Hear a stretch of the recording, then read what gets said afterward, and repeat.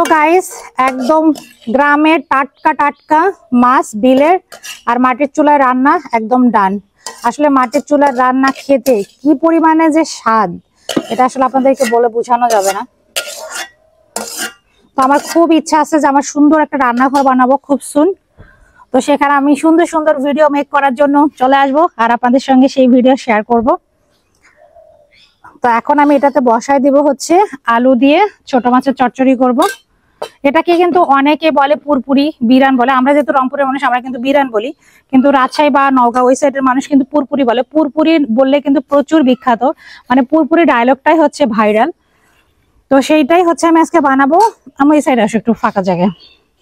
আলু দিয়ে মাছের পুরপুরি, অনেকে এটা হচ্ছে বেগুন দিয়ে করে, কচু দিয়েও কিন্তু পুরপুরি হয়, এটাও কিন্তু এক ধরনের একটা পুরপুরি তরকারি।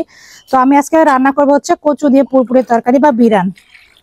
অনেক অনেক অনেক স্বাদ। আর সবথেকে বড় কথা কি জানেন, বিলের মাছগুলাতে অন্যরকম একটা টেস্ট থাকে, যেটা আমরা পুকুরের বা হচ্ছে আমরা রংপুরে বা যারা শহরে থাকে আমরা কিন্তু ওই স্বাদটা পাই না।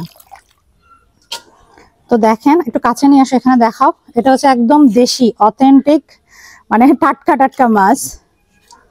আমি গতকালকে বলে রাখছি আজকে নিলাম। আর সবথেকে বড় কথা কি জানেন, আগে যখন আমার শাশুড়ি বেঁচে ছিল, মানে আগে যখন আমার বিয়ের পর এত বেশি এই মাছগুলো পাইতাম অ্যাভেলেবেল।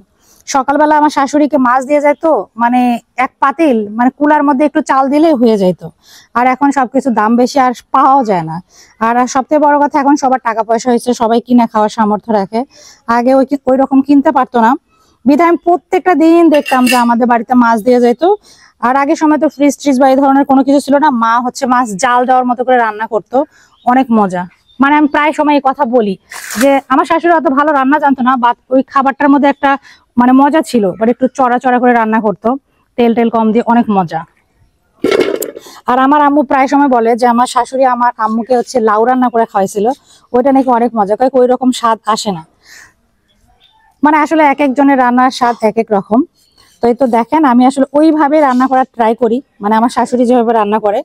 তো এখন আমি এটাতে হচ্ছে মরিচ পেঁয়াজ কুচাই দিব। আর আমার শাশুড়ি অবশ্যই এরকম করে কেটে দিত মরিচ, একদম ছোট ছোট করে কেটে অনেকগুলো মরিচ দিবে, লবণ বেশি করে দিবে, একটু তেল কম করে দিয়ে হলুদ দিয়ে একদম মাখায়, একদম চটপাট, অনেক মজা। মানে ঝালের পরিমাণটা, লবণের পরিমাণটা একটু চড়া। এটা আপনারাও খেয়ে দেখবেন, মানে মনে হবে যে একদম মাথা ছেড়ে দিল খাওয়ার পরে, এত মজা। আমি আস্তে আস্তে আসলে আমার মায়ের রান্না, আমার শাশুড়ির রান্না আপনাদেরকে এইভাবে আস্তে আস্তে শেয়ার করবো। আমি বাড়িতে গিয়ে আমার মায়ের রান্না দেখাইছি, তো আমি যেহেতু আমার শাশুড়ির বাড়িতে, আমি এখন আমার শাশুড়ির রান্না আপনাদেরকে দেখাচ্ছি। এখন কাটো।